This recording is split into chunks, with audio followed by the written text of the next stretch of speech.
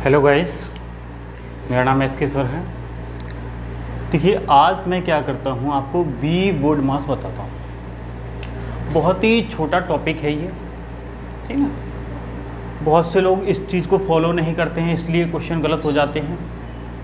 तो आप इसको देखिए, बहुत ही सिंपल तरीके से मैं आपको समझाऊंगा इसको, बहुत ही अच्छे तरीके से। ये हमारा वी वर्ड मास। देखिए, सबने वर्ड मास तो बहुत बार सुना होगा, लेकिन वी वर्ड मास, देखिए यहाँ पर मैं हर चीज़ का अलग अलग पहले मतलब बता दूँ आपको। जैसे ये हमारा V है, सही ना, ये V है, इसको बोलते हैं हम विनकुलम।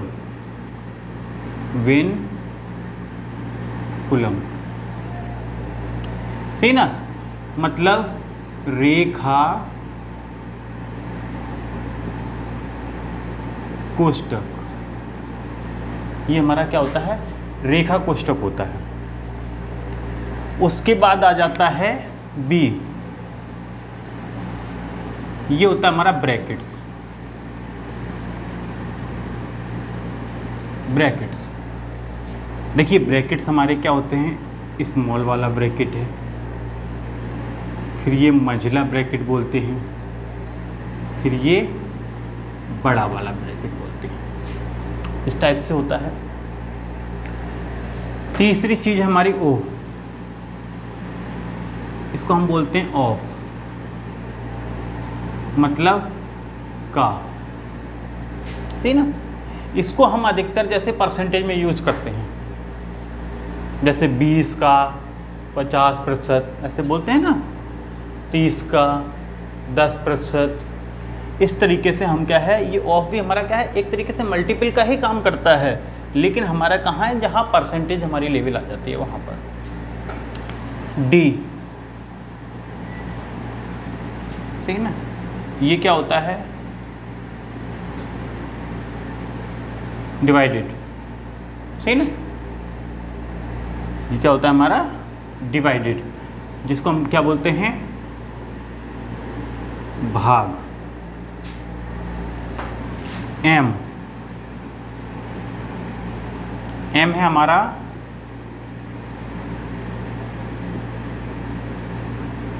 मल्टीप्लिकेशन, सही ना, इसको हम क्या बोलते हैं, गुणा। ए, ये है हमारा एडिशन, जिसको हम बोलते हैं जोड़। और एस है हमारा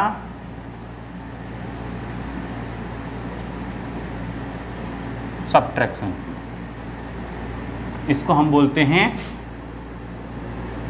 घटाना।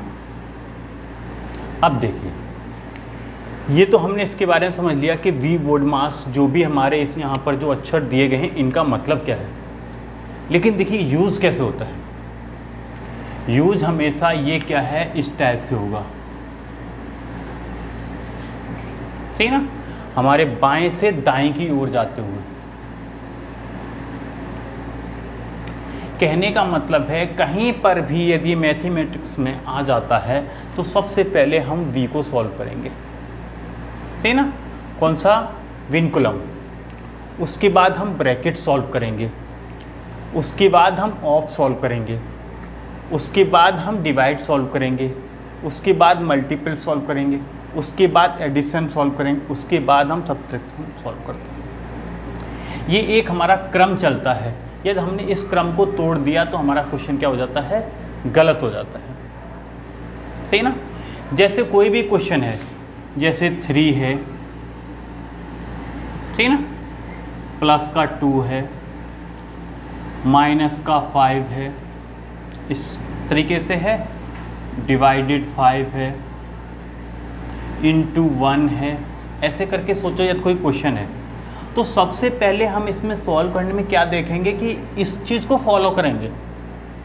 भाई रेखा कोष्ठक हमारे पास है नहीं, ब्रैकेट्स है नहीं, डिवाइड।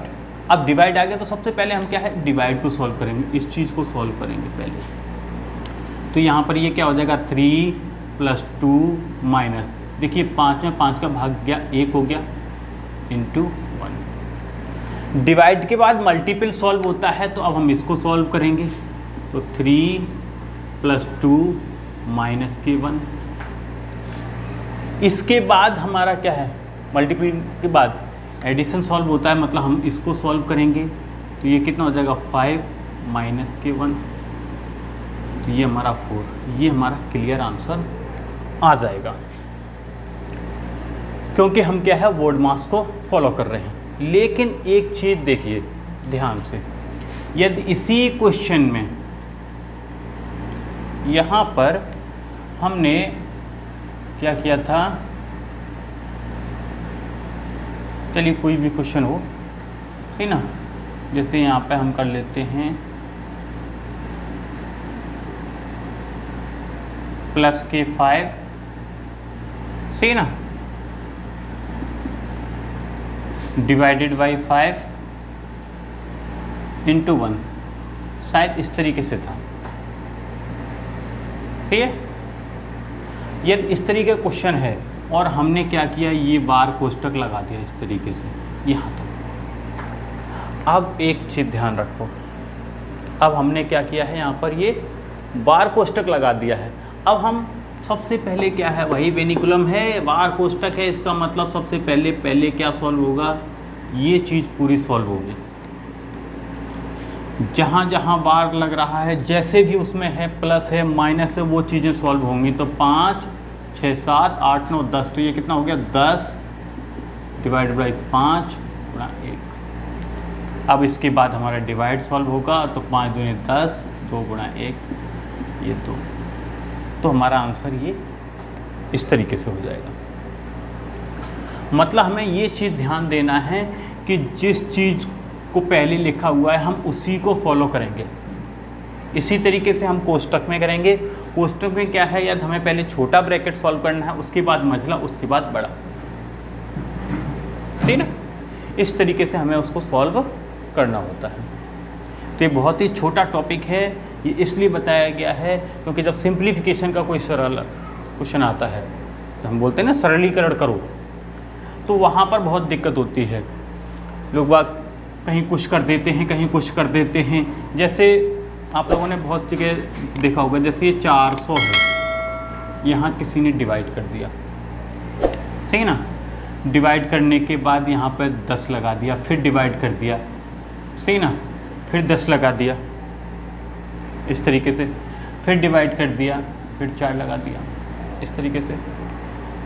तो कहने का मतलब क्या होता है, भाई हमारा ये डिवाइड लगा है तो हम पहले डिवाइड का सॉल्व कर सकते हैं। लेकिन यहाँ पर एक चीज़ और ध्यान रखो, कभी भी इस टाइप का क्वेश्चन आ जाए तो हमें करना क्या है, जैसे ये 400 है,